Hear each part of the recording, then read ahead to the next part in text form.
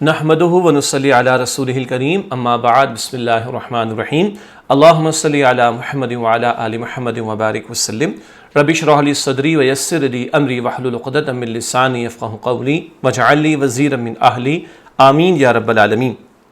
عزیز طلباء و طالبات، محترم حضرات و خواتین، السلام علیکم ورحمۃ اللہ وبرکاتہ۔ امید آپ خیریت سے ہوں گے۔ آپ کے پاس مجھے امید ہے کہ لیسن پلان بھی ہوگا، جس کے مطابق آج ہمارا دوسرا لیسن ہے، اور جو لیسن کا نام چل رہا ہے وہ ہے، یعنی عنوان معاف کیجیے گا، وہ ہے قرآن اور صاحب قرآن صلی اللہ علیہ وسلم۔ اللہ کے پیارے رسول علیہ السلام کی عظمتوں کا ذکر کرنے کے بعد کچھ وہ صورتیں ہم زیر مطالعہ لائیں گے اگلی نشست سے انشاءاللہ، کہ جن میں خود حضور علیہ السلام کا ذکر خیر قرآن حکیم میں آیا ہے۔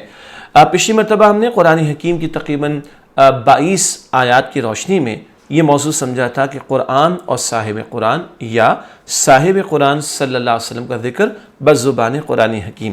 آج جو ہم بات آپ کے سامنے رکھیں گے وہ 3 باتیں ہیں۔ نمبر 1، آپ صلی اللہ علیہ وسلم کی خصوصیات اور معجزات کا کوئی ذکر آئے گا انشاءاللہ۔ دوسری بات، رسول اللہ علیہ السلام کے مبارک ارشادات ہماری عملی زندگی کے لیے جن میں بہت ساری رہنمائی ہے، کچھ کا ہم ذکر کریں گے۔ اور تیسری بات، علم و عمل کی باتیں۔ آپ کو پتہ ہے نا کہ ہر لیسن جب کمپلیٹ ہوتا ہے تو آخر میں کچھ لیسنس لرنڈ، جسے انگلش میں کہا جاتا ہے، یہ مورل لیسنس کہا جاتا ہے، اس کو ہم ٹائٹل عنوان دیتے ہیں علم و عمل کی باتیں۔ وہ بھی انشاءاللہ آج کی نشست میں ہمارے سامنے ہوں گی۔ بک آپ کے پاس ہوگی، مجھے امید ہے آپ نے ڈاؤن لوڈ کر لی ہوگی، اور آج ہمارا جو صفحہ نمبر ہے وہ ہے 13، 14، 15، 16۔ بک نمبر 2، بک پیجز ہیں ہمارے پاس 13، 14، 15 اور 16۔ تو آئیے آج کا ہمارا دوسرا لیسن، اس کا ہم باقاعدہ آغاز کرتے، اور جیسے کہ ذکر ہوا، سب سے پہلے انشاءاللہ تعالی نبی اکرم صلی اللہ علیہ وسلم کی خصوصیات اور معجزات کا ذکر آپ کے سامنے رکھیں گے۔ تو بات چل رہی ہے صاحب قرآن، ہمارے پیارے نبی حضرت سیدنا محمد مصطفیٰ صلی اللہ علیہ وآلہ وسلم کے تعلق سے، آپ صلی اللہ علیہ وسلم کی خصوصیات و معجزات۔ اب جو نقطے آپ کے سامنے ہم رکھ رہے ہیں، ان کو احادیث کی کتابوں سے اور سیرت کی کتابوں سے اخذ کیا گیا ہے، اور آپ کے علم میں ہے کہ مطالعہ قرآن حکیم برائے طلباء و طالبات کا یہ جو نصاب ہے، یہ پاکستان بھر کے علماء ان کا متفق علیہ ہے، یعنی اس کے تمام کانٹینٹ پر ان کا اتفاق ہے۔ تو یہ اہم بات ہے جو میں آپ کے سامنے رکھ رہا ہوں، کہ جو کانٹینٹ، جو مواد ہم آپ کے سامنے پریزنٹ کر رہے ہیں، جو بک میں موجود ہے، یہ مستند مواد ہے، یہ اوتھینٹک کانٹینٹ ہے، جس کو مکاتب فکر، جتنے بھی پاکستان میں معروف مکاتب فکر ہیں، ان کے علماء نے ورڈ ٹو ورڈ ایک ایک لفظ کو انہوں نے چیک کیا ہے۔ بہرحال آپ صلی اللہ علیہ وسلم کے خصوصیات و معجزات کے بیان میں سے پہلی بات، آپ صلی اللہ علیہ وآلہ وسلم کا پسینہ مبارک خوشبو سے زیادہ معطر تھا۔ سبحان اللہ، حضور علیہ السلام کا جو پسینہ ہوتا، اس کی جو خوشبو تھی نا، وہ خوشبو عام خوشبو سے بڑھ کر بھی بہت پیاری خوشبو تھی۔ یہی وجہ ہے کہ صحابہ وہ پسینہ لے لیا کرتے تھے، وہ زمین پہ نہ جاتا، وہ صحابہ اپنے جسموں پر مل لیا کرتے، اور کبھی وہ پسینوں کے قطرے اپنی عام خوشبو کی جو شیشیاں ہوتی، باٹلز کہتے ہیں نا، ان میں ڈالتے، اور وہ بدلتے رہتے خوشبو، اور وہ خوشبو برقرار رہتی جو پسینے مبارک سے آتی حضور کے صلی اللہ علیہ وسلم۔ دوسرا نقطہ، آپ صلی اللہ علیہ وآلہ وسلم کے مبارک ہاتھوں کو نماز کے بعد صحابہ کرام رضی اللہ تعالی عنہ اجمعین نے اپنے چہروں سے لگایا، یعنی چوما، تو انہوں نے مبارک ہاتھوں کو برف سے زیادہ ٹھنڈا اور مشک سے زیادہ خوشبودار پایا۔ مشک بہت مشہور اور بہت قیمتی خوشبو کو کہتے ہیں۔ تو صحابہ کرام حضور علیہ السلام کے مبارک ہاتھوں کو جب اپنے چہروں سے لگاتے، چومتے، تو یہ مبارک ہاتھ نبی اکرم صلی اللہ علیہ وسلم کے وہ برف سے زیادہ ٹھنڈے اور مشک سے زیادہ خوشبودار پاتے۔ اللہ اکبر۔ تیسری بات، آپ صلی اللہ علیہ وآلہ وسلم جس جگہ بیٹھتے، بعض اوقات درخت کا سایہ اس طرف جھک جاتا تھا۔ جس جگہ آپ تشریف فرما ہوتے تو کبھی کبھی ایسا ہوتا کہ درخت کا سایہ اسی طرف جھک جایا کرتا تھا۔ اور چوتھی بات ہے، آپ صلی اللہ علیہ وآلہ وسلم کو پتھر اور درخت سلام کیا کرتے تھے۔ سبحان اللہ، پتھر سلام کرتے اور درخت سلام کرتے، کبھی وہ جھک بھی جاتے، اور انبیاء کے سامنے یہ چیزیں سجدہ ریز بھی ہو جایا کرتی ہیں۔ اللہ اکبر۔ اور آپ تو کون ہیں؟ امام الانبیاء صلی اللہ علیہ وسلم، تمام رسولوں کے امام ہیں آپ صلی اللہ علیہ وسلم۔ پانچویں بات، آپ صلی اللہ علیہ وسلم کا لعاب دہن مبارک، یعنی لعاب دہن مبارک کڑوے پانی کو میٹھا کر دیتا تھا۔ لعاب جس کو ہم تھوک کہتے ہیں، یہ تو ادب سے ہم لعاب کا لفظ استعمال کرتے ہیں حضور کے تعلق سے صلی اللہ علیہ وسلم، تو آپ صلی اللہ علیہ وسلم کو لعاب دہن مبارک کڑوے پانی کو میٹھا کر دیتا۔ جو آپ کے منہ سے لعاب نکلتا، اگر وہ کڑوے پانی میں ڈالا جاتا تو اس کڑوے پانی کو میٹھا کر دیتا۔ یہ کون ہے؟ یہ بادس خدا بزرگ تو یہ قصہ مختصر، اللہ تعالیٰ کے بعد سب سے عظیم ہستی، مکرم ہستی نبی اکرم علیہ الصلوۃ والسلام کی یہ آپ کے خصوصیات اور معجزات کا ذکر ہو رہا ہے۔ چھٹی بات، آپ صلی اللہ علیہ وسلم کے خطبہ حجۃ الوداع کو تمام موجود صحابہ کرام رضی اللہ عنہم نے بیک وقت دور و نزدیک سے برابر سنا۔ آپ کی آواز پہنچ رہی تھی ہر طرف، کچھ آواز آگے بڑھانے کے لیے بھی لوگ مقرر تھے، مگر حضور کو سب نے دیکھا اور حضور کی آواز سب تک برابر پہنچی ہے۔ ساتویں بات، آپ صلی اللہ علیہ وآلہ وسلم جب سویا کرتے تھے تب بھی آپ کا دل بیدار رہتا تھا۔ دل دھڑکنا الگ شے ہے، دل کا بیدار ہونا یہ دوسری بات ہے۔ پیغمبر علیہ الصلوۃ والسلام جب سوتے تھے تب بھی آپ کا دل بیدار رہتا، وہ اللہ کی طرف متوجہ رہنے کی بات اور دل میں یاد الہی کا موجود رہنا، یہ بھی آپ صلی اللہ علیہ وسلم کا معجزہ تھا۔ آٹھویں بات، آپ صلی اللہ علیہ وآلہ وسلم کے ساتھ صحابہ کرام رضی اللہ عنہم اجمعین، جبرائیل و میکائیل علیہم السلام اور دیگر فرشتوں نے مل کر بدر و احد میں مشرکین سے جنگ کی۔ جب میدان سجتا تو اللہ فرشتوں کو بھیجتا اہل ایمان کی نصرت کے لیے، نبی پاک صلی اللہ علیہ وسلم کی نصرت کے لیے، چنانچہ آپ کے ساتھ صحابہ تو ہوتے، اللہ کبھی جبرائیل کو بھیج رہا ہے، کبھی میکائیل کو بھیج رہا ہے، دیگر فرشتوں کو بھیج رہا ہے جنہوں نے بدر اور دیگر مقامات پر اہل ایمان کی مدد کی ہے اور مشرکین سے جنگ کی ہے۔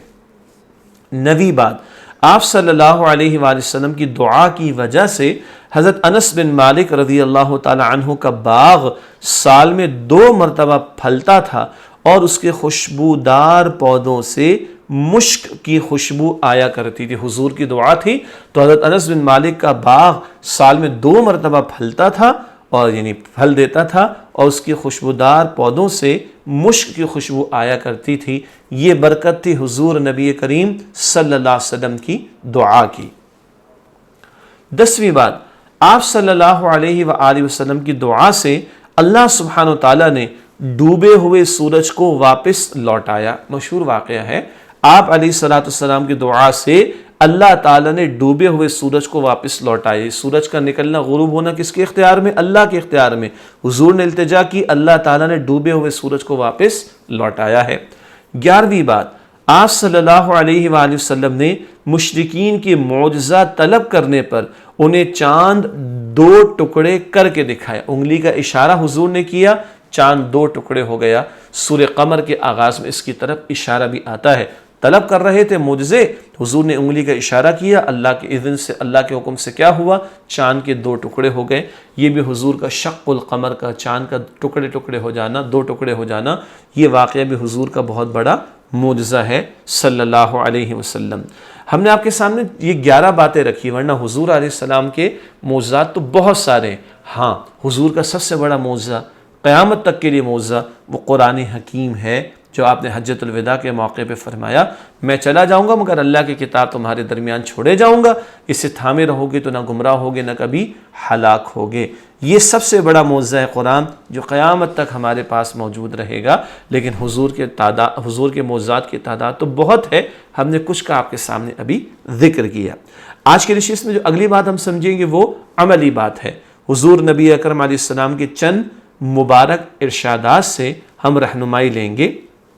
رسول اللہ صلی اللہ علیہ وسلم کی فرامین اور عملی زندگی۔ فرمان ارشاد کو کہتے ہیں، بات کو کہتے ہیں، فرمان کی جمع فرامین۔ حضور کے بہت سارے فرامین ارشادات میں سے کچھ کا بیان ہماری عملی رہنمائی اور عملی زندگی کی رہنمائی کے لیے۔ پہلی بات، بہترین مسلمان کون ہے؟ رسول اللہ صلی اللہ علیہ وآلہ وسلم نے فرمایا کہ بہترین مسلمان وہ ہے جس کی زبان اور ہاتھ سے دوسرے مسلمان محفوظ رہیں۔ اکثر ہم زبان سے اور ہاتھ سے دوسروں کو نقصان پہنچاتے ہیں، ورنہ مسلمان کا تو پورا وجود دوسرے کے لیے سلامتی کا باعث ہونا چاہیے۔ تو حضور فرما رہے بہترین مسلمان وہ ہے جس کی زبان اور جس کے ہاتھ سے دوسرے مسلمان محفوظ رہیں۔ دوسری بات حضور کے مبارک ارشادات کے حوالے سے صلی اللہ علیہ وسلم، قیامت میں رسول اللہ علیہ السلام کا قرب، کون نہیں چاہتا حضور کے قریب ہو؟ آئیے معلوم کریں کون حضور کے سب سے زیادہ قریب ہوگا قیامت کے دن۔ رسول اللہ صلی اللہ علیہ وآلہ وسلم نے فرمایا قیامت کے دن میرا سب سے زیادہ قرب مجھ پر کثرت سے درود پڑھنے والوں کو حاصل ہوگا۔ اللہ اکبر! جو کثرت سے حضور پر درود بھیجیں گے انہیں حضور کا قرب اور ان کا پڑوس اور ان کا ساتھ میسر آئے گا۔ اللہ ہم سب کو کثرت سے حضور علیہ السلام پر درود اور سلام بھیجنے کی توفیق عطا فرمائے۔ یہ نقطہ لیسن نمبر 1 میں بھی ہمارے سامنے آ چکا ہے، صلاۃ اور سلام بھیجنے کا۔ تیسرا نقطہ رسول اللہ بھلائی کے حوالے سے رسول اللہ صلی اللہ علیہ وآلہ وسلم نے فرمایا جو بھلائی کی تلقین کرے اسے بھلائی کرنے والے کی طرح ثواب ملتا ہے۔ سبحان اللہ! آپ نے کسی کو اچھی بات، میں نے کسی کو اچھی بات سکھائی، خیر کی بات، نیکی کی بات، اور اس نے کام شروع کر دیا، عمل شروع کر دیا، اس کو تو اجر ملے گا انشاءاللہ، آپ کو اور مجھے بھی اس کے عمل کے برابر اجر ملے گا، اس کے اجر کے برابر اجر ملے گا، یہ حضور فرما رہے صلی اللہ علیہ وسلم۔ تو خیر کا کام کرنا بھی ہے، خیر کی دعوت بھی دینی، نیک بننا بھی، نیکی کی دعوت بھی دینی۔ جتنے لوگ آگے خیر کا کام کریں گے، نیکی کا عمل کریں گے، اتنا ان کا اجر تو محفوظ ہے، اتنا ہی اجر اللہ ہم سب کو بھی عطا فرمائے گا۔ چوتھی بات علم کے حوالے سے، ہم سب قرآن کا علم ہی حاصل کر رہے ہیں اور بھی علوم ہم حاصل کرتے ہیں۔ کیا فرمایا حضور نے؟ آئیے جانیے۔ رسول اللہ صلی اللہ علیہ وآلہ وسلم نے فرمایا جو شخص حصول علم کے لیے نکلتا ہے اللہ سبحانہ و تعالیٰ اس کے لیے جنت کی راہ آسان کر دیتا ہے۔ سبحان اللہ! جو علم کے حصول کے لیے نکلتا ہے اللہ تعالیٰ جنت کا راستہ اس کے لیے آسان کر دیتا ہے۔ اور آج کل تو جناب اب ہم ورچولی کلاسز لے رہے ہیں، آن لائن کورسز کر رہے ہیں، انشاءاللہ اجر ملے گا۔ مقصود تو ہے نا کہ ہم قرآن کو سیکھیں، ہم دین کو سیکھیں۔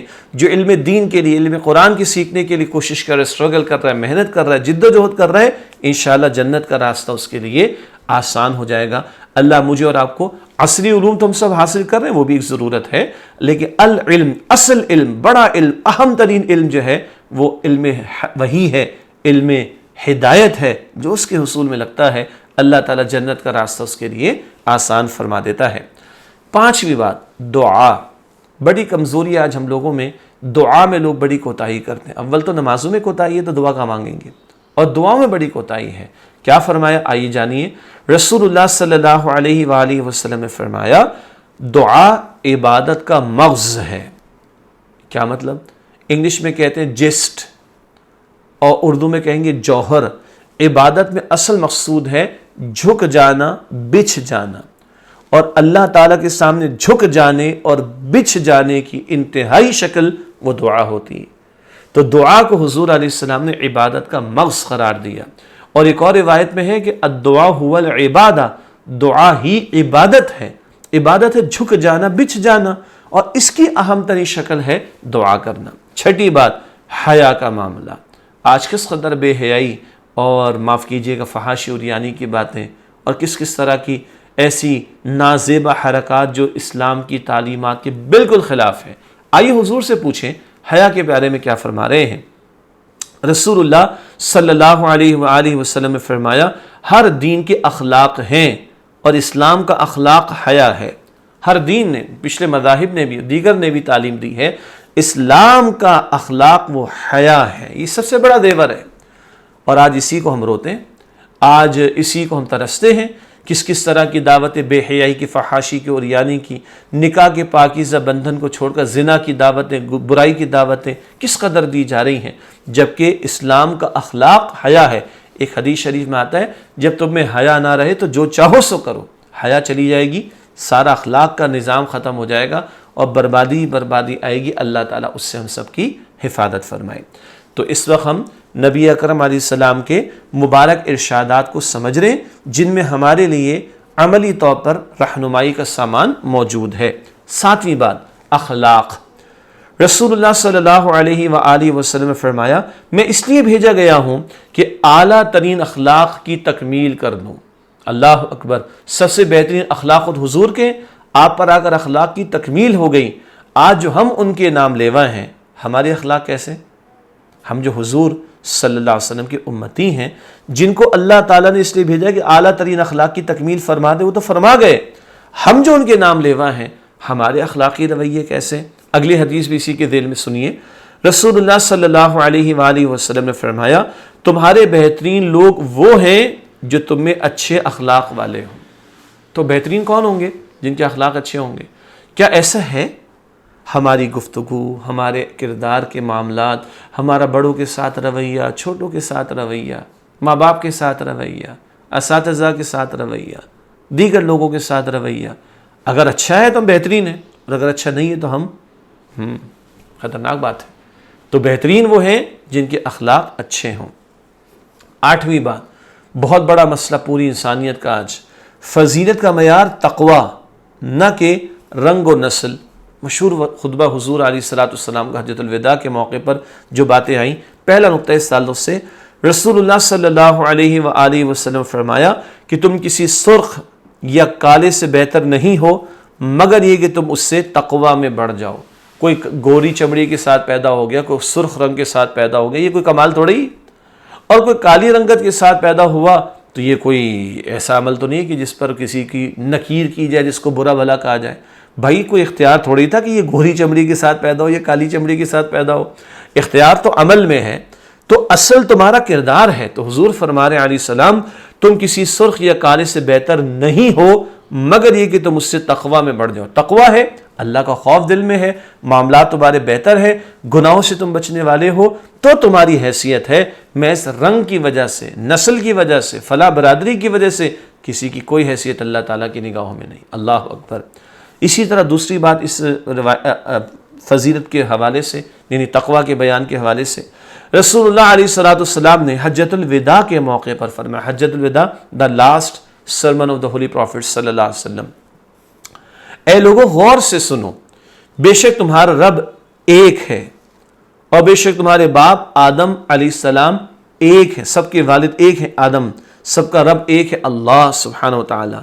آگاہ ہو جاؤ، نہ کسی عربی کو عجمی پر کوئی فضیلت ہے اور نہ ہی کسی عجمی کو عربی پر، نہ کسی گورے کو کالے پر کوئی فضیلت ہے اور نہ کسی کالے کو گورے پر، فضیلت صرف تقوی کی بنا پر ہے۔ اہم بات یہ ہے، دوبارہ وہی بات آ گئی، گورے کو کالے پر، کالے کو گورے پر کوئی فضیلت نہیں، عربی کو عجمی پر، عجمی کو عربی پر کوئی فضیلت نہیں۔ یہ جو آج ہم رنگ کی بنیاد پر، نسل کی بنیاد پر، خطے کی بنیاد پر اونچ نیچ کرتے ہیں، غلط۔ تقوی اگر ہے، خوف خدا دل میں ہے، معاملات اگر درست سے، گناہوں سے بچنے کی کوشش و فکر ہے، اس بنیاد پر کسی کی اہمیت اللہ کی نگاہوں میں ہوگی۔ سادہ سی بات طلبہ و طالبات کے سامنے رکھ دیں کہ پیسہ، گھر، گاڑی، اسمارٹ فون، ان چیزوں کی وجہ سے کسی کی عزت اللہ کے ہاں نہیں، اللہ کے عزت ہے اعمال کی وجہ سے، تقوی کی وجہ سے، نیکیوں کی وجہ سے۔ ایک اور بات بھی یہاں پر حضور نے فرمائی، کیا میں نے بات پہنچا دی؟ صحابہ کرام نے عرض کی، یا رسول اللہ صلی اللہ علیہ وسلم، آپ نے تبلیغ کا حق ادا فرما دیا۔ یہ کیوں حضور نے پوچھ لیا؟ اس سے کہ تاکہ ذمہ داری ادا ہو جائے، اور کل اللہ کے ہاں ہر رسول نے کہنا ہے، اے اللہ میں نے پہنچا دیا، یہ ذمہ داری حضور نے پہنچا کر ادا فرما دی، اور گواہ بنا لیا کہ میں نے تم لوگوں تک اللہ کے دین کو پہنچا دیا۔ یہ تو فضیلت کا معیار تقوی، اس پر کلام تھا۔ اگلی بات ہے شفاعت کے تعلق سے۔ رسول اللہ صلی اللہ علیہ وسلم نے فرمایا کہ میری شفاعت میری امت کے کبیرہ گناہ والوں کے لیے ہے۔ شفاعت ہے کہ حضور بھی اور دیگر انبیاء بھی اللہ سے التجا کریں گے، اللہ فلاں فلاں کو بخش دے، اللہ تعالیٰ اجازت دے گا، اور اللہ جس کے لیے چاہے گا قبول فرمائے گا۔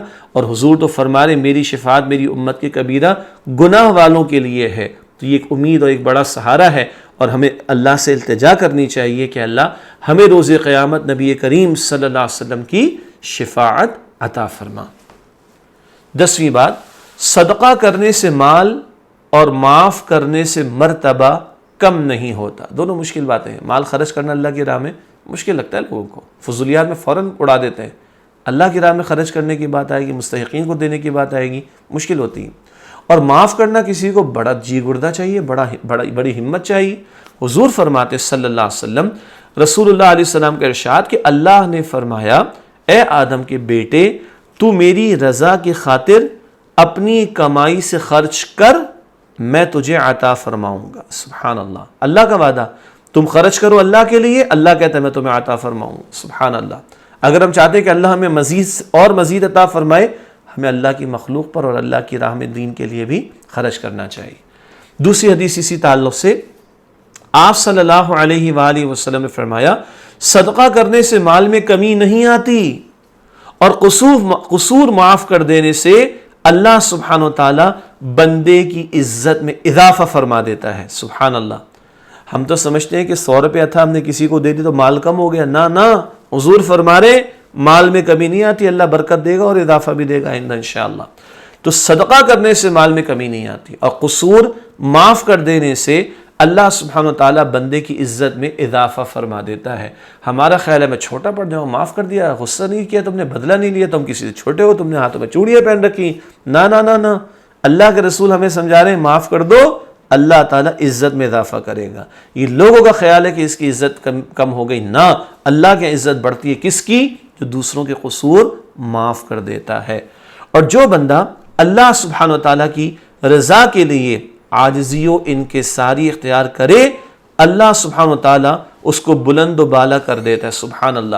جو تکبر نہ کرے، اپنے آپ کو چھوٹا ہی سمجھے، اللہ کو ہی بڑا مانے، اللہ ہی سب سے بڑا ہے، اور اللہ کی خاطر عاجزی انکساری اختیار کرتا ہے، اللہ تعالیٰ اس کو بلند و بالا کرتا ہے، اس کا مقام اللہ تعالیٰ بلند کرتا ہے، اس کی عزت کو اللہ تعالیٰ بڑھا دیتا ہے. اللہ تعالیٰ ہم سب کو توفیق عطا فرمائے. اب ہمارے بہت سارے جو طلباء و طالبات ہیں وہ بھی اس کورس میں شامل ہیں، اور یقیناً ان کے پیرنٹس بھی اور بہت سے ٹیچرز اور دیگر لوگ بھی. تو کبھی بچے سوال کرتے ہیں ہم کیسے صدقہ کریں؟ ارے بھائی پاکٹ منی ملتی ہے، کبھی اس میں سے 10 روپے اللہ کی راہ میں خرچ کر دیں، مشکل بات ہے.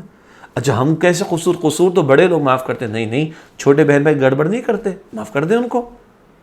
کلاس روم کے اندر کسی نے گڑبڑ کر دی، معاف کر دیں. تو یہ اسٹوڈنٹس کے لیے بھی پاسبل ہے یہ سارا کام کرنا، اور ہم بڑوں کے لیے بھی پاسبل ہے. اللہ ہمیں عمل کی توفیق عطا فرمائے.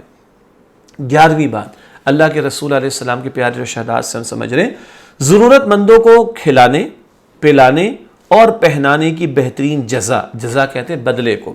رسول اللہ صلی اللہ علیہ وآلہ وسلم نے فرمایا جس کسی مسلمان نے دوسرے مسلمان کو کپڑے پہنائے جس کے پاس پہننے کو کچھ نہ تھا، اللہ سبحانہ وتعالیٰ اس کو جنت کا سبز لباس پہنائے گا. سبحان اللہ. آج ہم کسی کو کپڑا دے دیں غریبوں کو جن کے پاس نہیں ہے، اللہ جنت کا سبز گرین لباس ہمیں عطا فرمائے گا. اور جس مسلمان نے دوسرے مسلمان کو بھوک کی حالت میں کھانا کھلایا، اللہ سبحانہ وتعالیٰ اس کو جنت کے پھل اور میوے کھلائے گا. سبحان اللہ. آج ہم کسی کو کھلائیں گے، اللہ تعالیٰ ہمیں جنت کے پھل اور میوے کھلائے گا. کس قدر بڑی بات. اور جس مسلمان نے پیاس کی حالت میں دوسرے مسلمان کو پانی پلایا تو اللہ سبحانہ وتعالیٰ اس کو جنت کی سر بمہر شراب طہور پلائے گا.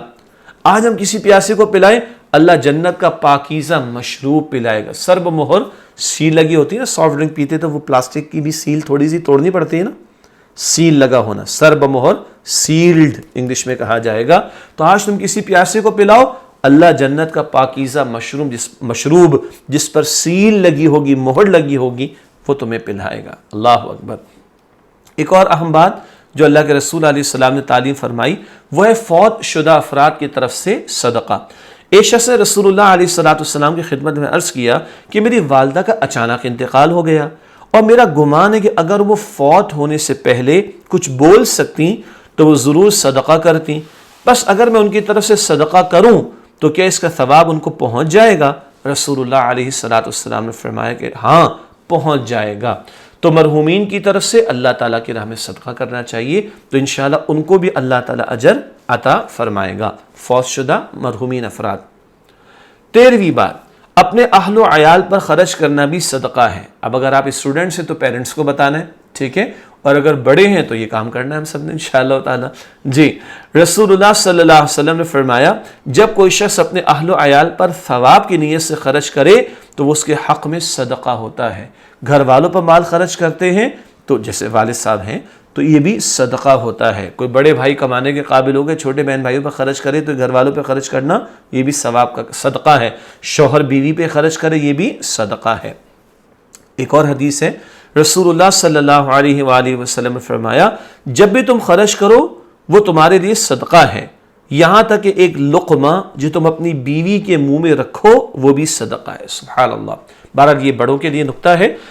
اسلام نے عورت پر کبھی بھی کفالت کی کمانے کی ذمہ داری نہیں ڈالی، مرد پر ذمہ داری رکھی. اب اگر شوہر بیوی کو کھلاتا پلاتا ہے تو یہ خرچ بھی صدقہ ہے، ثواب کا کام ہے. اور 14ویں بات ہے، اگلا نقطہ، پھر یہ ارشادات کا بیان مکمل ہوگا. بیوی کے حقوق. ایک شخص نے نبی کریم صلی اللہ علیہ وسلم سے سوال کیا، بیوی کا خاوند یعنی شوہر پر حق کیا ہے؟ آپ صلی اللہ علیہ وسلم نے فرمایا، جب خود کھائے تو اسے بھی کھلائے، اور جب خود پہنے تو اسے بھی پہنائے، اور اس کے منہ پر نہ مارے، نہ اسے برا بھلا کہے، اور گھر کے علاوہ تنہا کہیں نہ چھوڑے. یعنی کبھی دور دراز کے سفر کا معاملہ ہوتا ہے تو محرم کا ساتھ ہونا، اس کی طرف بھی اشارہ. جو خود کھاؤ اسے کھلاؤ، جو خود پہنو اسے پہلاؤ، مارو مت چہرے پر. اللہ اکبر. یہ جو ہمارے بہت سے مرد ظلم کرتے ہیں، یہ ظالم لوگ ہیں، مار پیٹ جو کرتے ہیں، حضور نے منع فرمائے نہ برا بھلا کہو. اللہ اکبر. اور گھر کے علاوہ تنہا کہیں نہ چھوڑے. اس میں اور حکمتیں بھی، لیکن تفصیل کا موقع نہیں ہے. حضور علیہ السلام کی کچھ معجزات و خصوصیات کا بیان پہلے آج کی نشست میں آیا، اور پھر آپ کے مبارک ارشادات کو ہم نے سمجھا. آخری حصہ آج کی گفتگو کا ہے علم و عمل کی باتیں. حصہ اول سے جو لوگ ماشاءاللہ گزر کر آئے، آپ کو پتا ہے کہ ایک لیسن کمپلیٹ ہوتا ہے تو ہم اس کے آخر میں علم و عمل کی کچھ باتیں آپ کے سامنے رکھتے ہیں. آئیے علم و عمل کی باتوں کو دہراتے ہیں. بک میں آپ کے سامنے موجود بھی ہے. نمبر 1، اللہ سبحانہ و تعالیٰ کے نزدیک معزز و مکرم ہونے کا معیار تقوی ہے، لہذا ہمیں پاکیزگی اور تقوی اختیار کرنا چاہیے. عزت کس کے لیے ہے؟ جو تقوی اختیار کرے. دوسری بات، ہمیں اپنی زبان اور اپنے ہاتھ سے کسی کو کوئی بھی تکلیف نہیں پہنچانی چاہیے تاکہ ہم بہترین مسلمان بن سکیں. کیوں؟ مسلمان وہ جس سے دوسرے لوگ سلامتی میں ہوتے ہیں، اس کی زبان اور ہاتھ سے دوسروں کو تکلیف نہیں پہنچتی. نمبر 3، نبی کریم صلی اللہ علیہ وسلم پر ہمیں کثرت سے درود پڑھنا چاہیے تاکہ قیامت کے دن آپ صلی اللہ علیہ وسلم کا قرب نصیب ہو سکے. کون قریب ہوگا؟ جو کثرت سے حضور و درود بھیجتا ہوگا. اللہ ہم سب کو اس کی توفیق عطا فرمائے. معاف کیجیے گا. چوتھا نقطہ علم و عمل کی باتوں کے حوالے سے، ہمیں خود بھی بھلائی کرنی چاہیے اور دوسروں کو بھی بھلائی کی تلقین کرنی چاہیے. کیوں؟ اکیلے کے لیے نیک بننا کافی نہیں، اور دوسروں کو تلقین کریں گے، دوسرے عمل کریں گے، ان کو تو ثواب ملے گا، اتنا ثواب ہمیں بھی ملے گا انشاءاللہ. پانچویں بات، ہمیں زندگی کا ہر لمحہ حصول علم میں بسر کرنا چاہیے تاکہ جنت کی راہ آسان ہو. کثرت سے دین کا علم حاصل کریں، خیر کا علم حاصل کریں تو جنت کا راستہ ہمارے لیے آسان ہوگا انشاءاللہ. چھٹی بات، ہمیں شرم و حیا اور زندگی کے ہر شعبے میں حسن اخلاق کو اپنانا چاہیے. لباس اچھا ہو، گفتگو اچھی ہو، آداب ہمارے اچھے ہوں، اخلاق ہمارے اچھے ہوں، یہی وہ لوگ ہیں جن کو کامیابی ملے گی. اللہ تعالی ہمیں شرم و حیا اور اخلاق کے حوالے سے محتاط رہنے اور عمدہ اخلاق اختیار کرنے کی توفیق عطا فرمائے. ساتویں بات، اللہ سبحانہ و تعالیٰ کی طرف سے بہترین جزا حاصل کرنے کے لیے ہمیں ضرورت مندوں اور غریبوں کو کھلانا، پلانا اور لباس مہیا کرنا چاہیے. یہ کریں گے تو اللہ جنت میں کھلائے گا، پلائے گا اور جنت کا سبز لباس ہمیں عطا فرمائے گا. آٹھویں بات، معاف کر دینے سے انسان کی عزت میں اضافہ ہوتا ہے اور عاجزی اور انکساری اختیار کرنے سے انسان کا مرتبہ بلند ہوتا ہے. معاف کر دیں دوسروں کو اور عاجزی انکساری اختیار کریں. اللہ ہمیں توفیق دے. نویں بات، اپنے اہل و عیال پر خرچ کرنا بھی صدقہ ہے، گھر والوں پر خرچ کرنا بھی صدقہ. اور 10ویں اور آخری بات، اپنی بیوی کے ساتھ اسے سلوک کرنا اور اس کی مناسب انداز پر دیکھ بھال کرنا مرد پر لازم ہے. اشارہ ہو چکا کہ یہ ذمہ داری، یہ رہنمائی بڑوں کے حوالے سے ہے، کیونکہ یہ کورس طلباء و طالبات بھی اٹینڈ کر رہے ہیں تو یہ خاص طور پر بڑوں کے لیے رہنمائی ہمارے سامنے آ گئی. آج کا لیسن مکمل ہوا. انشاءاللہ ہر 2 لیسن کے بعد ایک کوئز اپلوڈ ہوگا تو سیکنڈ کلاس کے بعد ایک کوئز بھی آپ کو پیش کیا جائے گا. اور اگلی نشست سے اب ہم باقاعدہ جو قرآن حکیم کا حصہ ہے اور سورۃ الضحیٰ سے کچھ صورتیں ہیں ان کا مطالعہ اگلے نشست سے شروع کریں گے. امید ہے آپ کو فائدہ ہوا ہوگا. اپنی دعاؤں میں ہمیں یاد رکھیے گا. وآخر دعوانا ان الحمد للہ رب العالمین. والسلام علیکم ورحمۃ اللہ وبرکاتہ.